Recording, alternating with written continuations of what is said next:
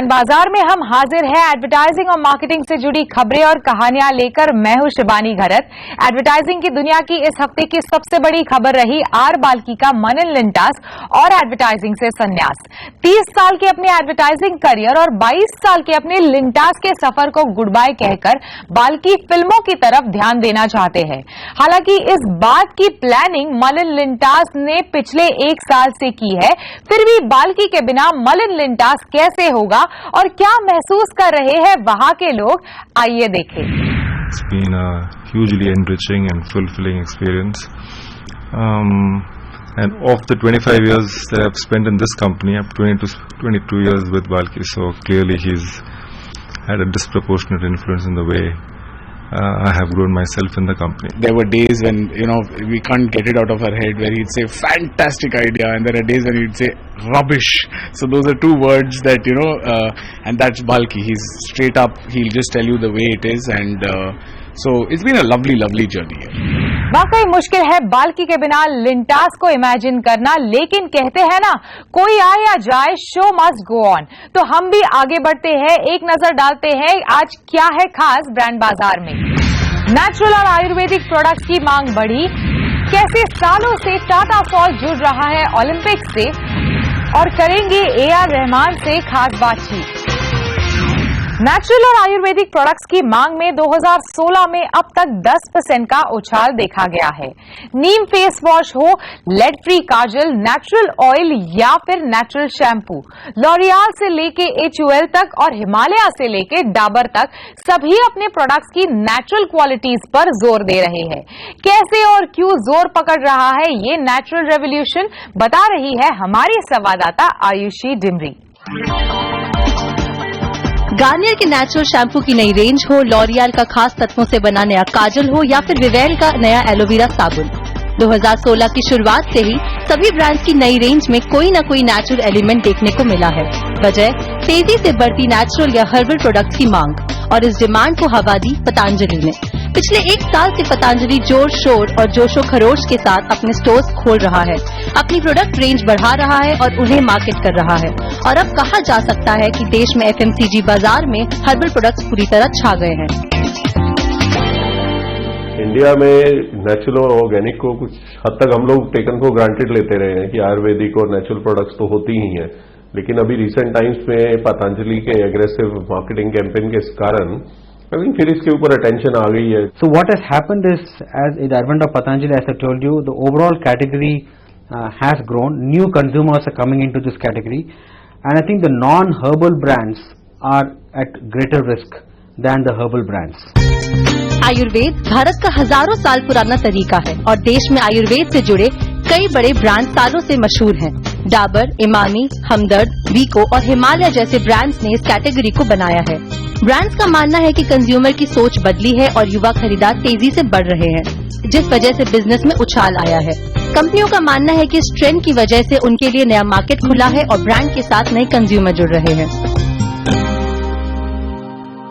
इस पूरे आयुर्वेद के प्रचलन से डाबर की भी ग्रोथ हो रही है आयुर्वेद बिजनेस में। हम इसमें और भी उम्मीद करते हैं कि हमारा इसमें जो प्रोपोर्शन है, जैसे हमारा टोटल बिजनेस है जिसमें हम पर्सनल केयर में भी हैं, आयुर्वेद में भी हैं, फूड्स में भी हैं, तो हमारा आयुर्वेद का पोर्शन हमारे बिजनेस में और ज्यादा बढ़ेगा। So we have been growing at a growth rate of 25 to 30% in the last 5-6 years at the back of categories like neem face wash, hair care, shampoo और oral care।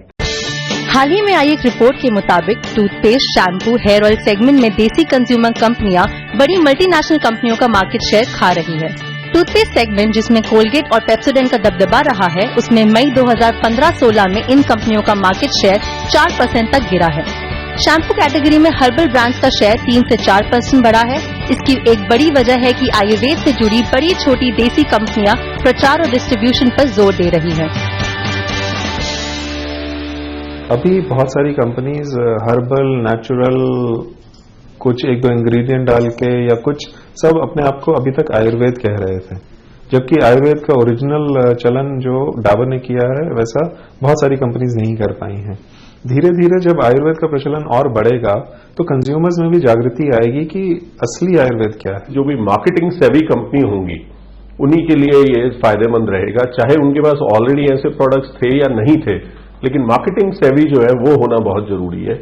तो companies है जैसे बैद्यनाथ है, झंडूनाथ है, इस तरीके की आपको बहुत सारी कंपनीज मिलेंगी जो बहुत समय से जिनके पास इस तरीके की प्रोडक्ट्स हैं, लेकिन क्या वो उन प्रोडक्ट्स को उतनी एग्रेसिवली मार्केट कर पाई हैं, तो क्या उनको उतनी एग्रेसिवली डिस्ट्रीब्यूट कर पाई हैं या अपनी ब्रांड के लिए कंसिस्टेंट डिमांड क्रिएट कर पाई हैं। तो मार्केटिंग सेवी बहुत जरूरी है उसके लिए होना। आयुर्वेदिक और हर्बल प्रोडक्ट का ये ट्रेंड भले ही कई सालों से दिख रहा है, लेकिन इस ट्रेंड में जान फूकी है पतंजलि की अग्रेसिव मार्केटिंग ने। पतंजलि के तरीकों से इस पूरी कैटेगरी में ऐसी रौनक आई है कि बड़े बड़े मल्टीनेशनल ब्रांड्स जैसे HUL भी अपना हर्बल पोर्टफोलियो बना और बढ़ा रहे हैं। बाबा रामदेव ग्राहकों को भले ही सिर्फ पतंजलि प्रोडक्ट खरीदने के लिए उकसा रहे हैं, लेकिन हर्बल FMCG प्रोडक्ट्स के बाजार में बढ़ते कंपटीशन का फायदा कई बड़े ही नहीं, छोटे छोटे आयुर्वेद से जुड़े ब्रांड्स को भी मिल रहा है और खरीदार स्वदेशी या देसी नहीं, नेचुरल और हेल्दी प्रोडक्ट्स खरीदना पसंद कर रहे हैं। आयुष डिमरी, मुंबई। ब्रांड बाजार में अभी वक्त है एक छोटे से ब्रेक का। आगे जानेंगे कितना पुराना है टाटा और ओलंपिक का साथ। टाटा सॉल्ट के सागर बोके से खास बातचीत। वेलकम बैक, आप देख रहे हैं ब्रांड बाजार। ओलंपिक्स का बुखार चारों ओर छाया हुआ है। बड़े बड़े खिलाड़ी नए रिकॉर्ड बना रहे हैं। देश में भी खिलाड़ी और उनके लिए मौजूद खराब सुविधाओं पर वाद विवाद चल रहे हैं। लेकिन एक ब्रांड है जो तब से ओलंपिक के साथ जुड़ा है जब देश में ओलंपिक कमेटी भी नहीं बनी थी, टाटा। इस साल टाटा सॉल्ट ने ओलंपिक के लिए एक खास कैंपेन निकाला जो सोशल मीडिया पर लॉन्च हुआ और फिर धीरे धीरे दूसरे प्लेटफॉर्म्स पर भी आया। इस कैंपेन में ओलंपिक में हिस्सा लेने वाले खिलाड़ियों की मेहनत को दिखाया गया है। नमक के वास्ते नाम का ये कैंपेन पिछले 2 हफ्तों में काफी पॉपुलर भी हो गया है। ब्रांड की ओलंपिक से एसोसिएशन और बड़े स्पोर्ट की जगह दूसरे स्पोर्टिंग इवेंट्स पर जोर कैसे इनके लिए फायदेमंद साबित हो रहे हैं, इस पर मैंने बात की Sagar Boke, head marketing Tata chemicals consumer products business से। Sagar, welcome to the show. सबसे पहले क्यों जुड़े आप ओलंपिक्स के साथ? जैसे आप जानते हैं कि टाटा सॉल्ट की जो इक्विटी है उसका एक जो मेजर सोर्स है इस एसोसिएशन कॉल्ड देश का नमक। इसको हम लोग किस तरह से चीजें करें जिससे यहाँ जो कॉन्वर्सेशंस है या फिर जो डायलॉग्स है, जो संवाद है, उसको हम लोग किस तरह से शुरुआत करें। तो ओलंपिक्स हम मानते हैं कि इस डायरेक्शन में एक बहुत बड़ी पहल है। वैसे आप जानते हैं कि भारत में जो सबसे ज्यादा एसोसिएशन है, जो लोगों का प्यार है, वो क्रिकेट की तरफ रहा है, लेकिन ओलंपिक्स जो दुनिया का सबसे बड़ा मंच है स्पोर्ट्स के बारे में, बट उसके प्रति काफी उदासीनता है। इनफैक्ट हमने सर्वे किया था इंडियाज ओलंपिक क्वेश्चन, तो उसमें काफी सारी चीजें उभर के आई है। तो जैसे 40% लोग ये मानते हैं कि ओलंपिक्स जो है दिल्ली में इसके पहले हुआ था, या फिर और लगभग 45% लोग ये मानते हैं कि क्रिकेट में भारत को सबसे ज्यादा ओलंपिक्स मेडल जीतने की उम्मीद है। तो हमारा जो पहल है कि इस उदासीनता को हम लोग किस तरह से हम लोग बदलाव लाए और किस तरह से लोगों का जो सपोर्ट है वो ज्यादा से ज्यादा ओलंपिक्स की तरफ मोड़ा जाए। सो देश का नमक सागर से नमक के वास्ते ये पूरा कैंपेन किस तरह से इवॉल्व हुआ? सो जैसे हमने बताया कि देश का नमक जो है हमारी प्रॉपर्टी है और लोगों का सबसे बड़ा एसोसिएशन देश का नमक इस प्रॉपर्टी के साथ में टाटा सॉल्ट का है। सो इस जो पर्टिकुलर कैंपेन में है, we wanted this campaign to be largely digital and social campaign. So we wanted to create something which is connecting with the digital consumers of today. So जो कॉमन लिंक है between the sportsmen who are really playing for the country with the pride, हम लोग बोलते नमक के वास्ते, और जो एक्शन है जो आम जनता ने करनी है by supporting them, talking about them, by encouraging them and also in return कि आगे इंडिया कैसे ओलंपियंस प्रोड्यूस कर सकता है, वो भी है नमक के वास्ते। सो आई थिंक जो नमक के वास्ते ये जो शब्द है, ये दोनों चीजों को अच्छे से जोड़ता है। तो किस तरह का रिजल्ट एक्सपेक्ट करते हैं आप इस कैंपेन के बाद? अभी तक लगभग 1.5 करोड़ लोगों ने इस कैंपेन को जो है सोशल मीडिया पे देखा है। लगभग 1 लाख लोगों ने प्लेज किया है कि they will support the Indian Olympics team. और जो एंगेजमेंट रेट जो सोशल मीडिया से फेसबुक है, यूट्यूब है, इनमें लगभग फेसबुक पे जैसे मैं आपको नंबर्स बताऊं, 20% people are engage with this campaign, और ऑन एन एवरेज जो फेसबुक पे जो एंगेजमेंट है 3 to 4%. So that is the kind of engagement that people are having. और हम मानते हैं कि the primary criteria for the brand is going to be the engagement and the brand love that the consumer is having with this campaign. तो exactly किसे target कर रहे हैं आप इस कैंपेन के साथ? See, basically Tata Salt as a brand reaches like almost every single household in this country. So while our primary consumer is the housewife who is the जो डिसीजन मेकर है, लेकिन जो देश का नमक है, सो देश के युवाओं को जो है, जो ए पर्टिकुलर कैंपेन इससे हम लोग टारगेट कर रहे हैं. दो चीजों से हम लोग जुड़ के रहना चाहते हैं. पहला चीज है कि anything which has any national significance which can really catalyse conversation for the country. So the scale of the issue is very important. दूसरी चीज है कि we also want to do something जिसमें जिस देश के जो लोग हैं वो कुछ कर सके. जैसे अभी इस कैंपेन में हम लोगों ने ये नहीं बोल रहा, हमारा उद्देश्य ये नहीं है कि लोग सिर्फ कैंपेन को देखें. हमारा उद्देश्य ये है कि इन रिटर्न लोग इस चीज को शेयर करें, उसके बारे में बात करें. Sagar, thank you so much. Thanks for speaking to us. Brand बाजार में भी वक्त है एक छोटे से ब्रेक का. ब्रेक के बाद देखेंगे AR रहमान और सलीम मर्चेंट से खास बातचीत. Welcome back. आप देख रहे हैं ब्रांड बाजार. YouTube देश में तेजी से टीवी की तरह पॉपुलर हो रहा है, इसलिए ब्रांड्स और सेलेब्स इससे जुड़ रहे हैं. बतौर एक चैनल YouTube की भी कोशिश है अपने व्यूअर्स को हर पल कुछ नया देने की. इसीलिए यूकी के साथ हाथ मिलाकर जैमिन नाम का एक म्यूजिकल कोलैबोरेशन जल्द ही YouTube पर दिखाई देगा. इस कोलैबोरेशन में देश के नामी म्यूजिक क्रिएटर्स शामिल हैं.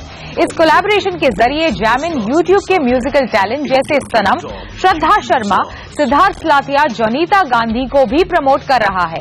ये कलाकार बॉलीवुड के बड़े संगीतकारों के साथ मिलकर 10 नए गाने बनाएंगे. YouTube पर म्यूजिक काफी देखा जाता है और बढ़ते कंपटीशन से निपटने के लिए YouTube म्यूजिकल वीडियोस को लेकर एग्रेसिव हो रहा है. आज के डेट में ऐसा कोई कोना नहीं है कंट्री में जहां पे लोग अपना कंटेंट YouTube पे नहीं डाल रहे हैं, भले वो म्यूजिक हो या कॉमेडी हो. डेली हम नए ऐसे टैलेंट को हम डिस्कवर करते हैं. I think that YouTube is a platform जहां पे कोई भी कहीं भी किसी भी कोने से अपना टैलेंट वहां पे उभार सकता है.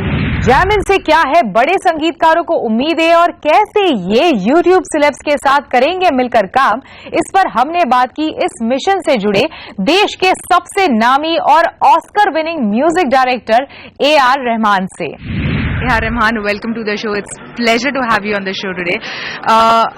अभी इतने ज्यादा कंटेंट क्रिएटर्स खासकर म्यूजिक को लेके हमारे देश में आ गए हैं. अगर मैं आपसे पूछूं कि अगर आप वो यंग आर्टिस्ट अब के दौर में होते जहां YouTube के जरिए कई कंटेंट क्रिएटर्स अपना म्यूजिक लोगों तक पहुंचाते हैं, तो क्या एक चीज अलग होती आपकी म्यूजिक में या फिर जिस तरह से आप म्यूजिक प्रेजेंट करते हैं उसमें? Those days, I think I felt I was alone. The kind of style I was trying to do, very few people would sing that, because the whole industry was dominated with a very conventional kind of a look. Many people, but not everybody. Some people again broke rules. Now people are more aware. I think the digital or YouTube came in and then exposed. If you want to cut an onion, you can go to YouTube and it'll say take a knife. So there's so much knowledge around to sing a style or to do it. There's so much of guidance which is put out there, which was not there before. So I felt, but there was pleasure, that there was a fun element about doing the hardest thing and achieving it. We took time, but things landed, and that's why I'm here. That's why I think people have lifted me up. Now I think everybody has that knowledge, and it's a very good thing and a bad thing. Yeah. Because the individuality of how people suffer and come back, there could be a genericness about everybody. Everybody's trying to do the same thing. So it's very important to maintain a character and an individuality. इतने सादा forms of storytelling है आज के ज़माने में. How can music fit into that? Because you have created stories out of music for various brands in the past and you continue to do so. Music कहाँ fit होता है उसमें? I started in 92 and now it's going to be almost 25 years in music. And so that's one of the reasons I'm doing my own filmmaking, production house, writing scripts, to see the possibilities of what else could be done, and not being happy about my song is a hit, or I've done this so much, and that could create a whole laziness or complacency. So I'm trying to push, and then landed up in trouble because my first movie, 99 Songs, is probably the most difficult movie for me musically because I have to play multiple roles, ideating it and also executing it. How can music play a role in telling a story for a brand? I think the most important thing is to have identity. Whether you take Airtel or how people associate a certain sound to commercials or even a song, and that's the most hardest thing. But because everybody's doing, a lot of people, there's so much of clutter. So with all that, it gets more difficult. But then if you really dwell into it and if you jump into it, you will find a way.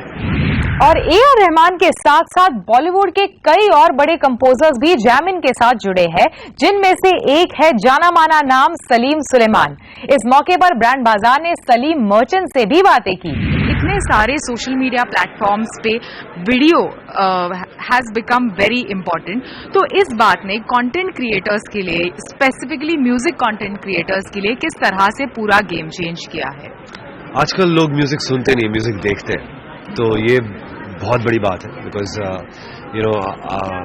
वो ज़माना गया जब music लोग सुनते थे radio पे और या MP3 प्लेयर्स पे. आजकल लोग म्यूजिक देखना पसंद करते हैं और इस वजह से कंटेंट क्रिएटिंग, खासकर म्यूजिक के साथ वीडियो का जुड़ जाना बहुत ज़रूरी हो गया है.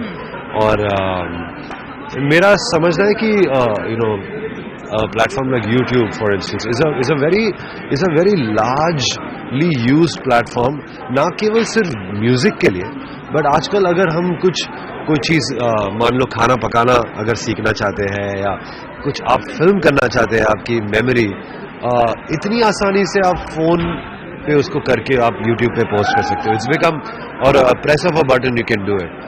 तो ये जो सहूलियत है, ये जो आसानी है, इस वजह से इतना मशहूर हुआ है ये platform. And I think you can take it, you can use it as an advantage to something. You can musically इसका इस्तेमाल इतना बेहतरीन तरीके से कर सकते हैं. तो ये बहुत अच्छी बात है. एक तरफ नए कंटेंट क्रिएटर्स हैं जो डिजिटल प्लेटफॉर्म्स के जरिए पॉपुलर हो रहे हैं और एक आप जैसे एस्टैब्लिश्ड प्लेयर्स हैं. तो आप अपने आप को इस प्लेटफॉर्म और इन प्लेटफॉर्म्स के हिसाब से किस तरह से इवॉल्व कर रहे हैं? ये जो प्रोजेक्ट है जैमिन, ये बहुत ही दिलचस्प प्रोजेक्ट है. It's a very interesting thing because कई लोग इस दुनिया में जो डिजिटल वर्ल्ड से बहुत ज़्यादा ताल्लुक़ रखते हैं, जो टेलीविज़न से ज़्यादातर अब निकल रहे हैं और ज़्यादा जुड़ने की कोशिश नहीं करते हैं, उनका एंटरटेनमेंट ज़रिया है यूट्यूब. उनका जो एंटरटेनमेंट का ज़रिया है वो है डिजिटल प्लेटफॉर्म. टेलीविज़न जितना जैसे वक्त गुजरता जाता है, टेलीविज़न से वो दूर होते जाते हैं. कुछ लोग ऐसे हैं जो टेलीविज़न से एकदम जुड़े हुए हैं, जो लोग को यूट्यूब और ये डिजिटल वर्ल्ड के बारे में ज़्यादा जानकारी नहीं है. जैमिन एक इतना कमाल का प्रोजेक्ट है जो इस दोनों दुनियाओं को एक करने वाला है. And I think it's a fabulous thing. It's a beautiful great moment. जाते जाते हम आपको एक ऐसे ब्रांड की न्यूली ओपन शॉप में लेकर जा रहे हैं जो महिलाओं की फेवरेट है, H&M. H&M ने हाल ही में मुंबई में अपना पहला स्टोर खोला है और वो भी मुंबई की पसंदीदा shopping destination Phoenix mills lower Parel में. तो मुझे दीजिए इजाजत, क्योंकि मैं तो जा रही हूं शॉपिंग करने.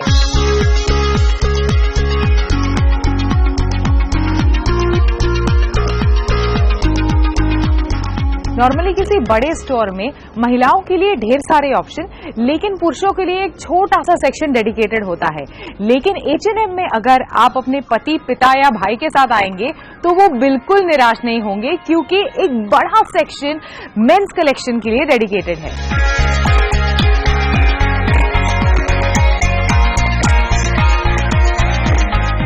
ग्लोबली H&M की दुकानों में एक्सेसरीज का अच्छा खासा कलेक्शन आपको देखने को मिलेगा, और इस स्टोर में भी ढेर सारी एक्सेसरीज है, चाहे वो हैट्स हो, ज्वेलरी हो या फिर शूज।